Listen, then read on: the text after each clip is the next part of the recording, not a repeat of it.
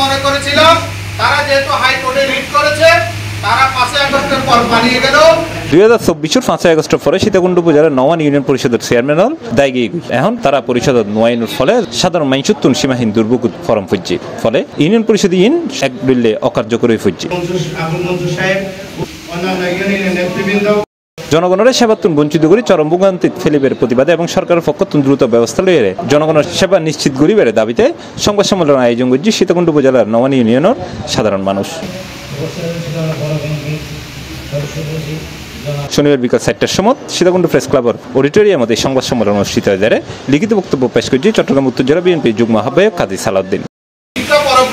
তিনটা মাসিক মিটিং যদি অনুপস্থিত থাকে অটোমেটিক্যালি তাদেরকে কোনো কারণ ছাড়া যদি কোনো মেম্বার এবং চেয়ারম্যান অনুপস্থিত থাকে তাদের চেয়ারম্যানশিপ বা মেম্বারশিপ অটোমেটিক্যালি বাতিল হয়ে যায়।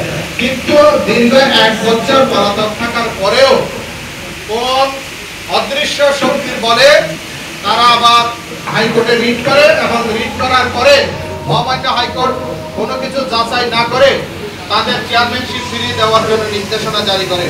সংবাদ সম্মেলনে উপস্থিত আছে চট্টগ্রাম উত্তর জেলা স্বেচ্ছাসেবক দলের সাবেক সভাপতি মোহাম্মদ মুরসালিন, উপজেলা বিএনপির ডাক্তার কমল কদর, সদস্য সচিব মোহাম্মদ মহিউদ্দিন, পৌর বিএনপির সাবেক সভাপতি মোহাম্মদ ইউনুস নিজামী, সাবেক পৌর কাউন্সিলর মোহাম্মদ শামসুল ইসলাম আজাদ, সাবেক সাধারণ সম্পাদক জয়নাল আবেদিন দুলাল, পৌর বিএনপির সদস্য সচিব সালেহ আহমেদ সলু, সাবেক চেয়ারম্যান নূর মোহাম্মদ জাহাঙ্গীর চৌধুরী, সাবেক কমিশনার মোহাম্মদ সেলিমউদ্দিন, দিশারি ফাউন্ডেশনের চেয়ারম্যান অ্যাডভোকেট সারওয়ার হোসেন লাবলু, অতিরিক্ত জেলা পিপি অ্যাডভোকেট ইতিহাক আহমেদ জিয়া সহ বিভিন্ন নেতৃবৃন্দ দল।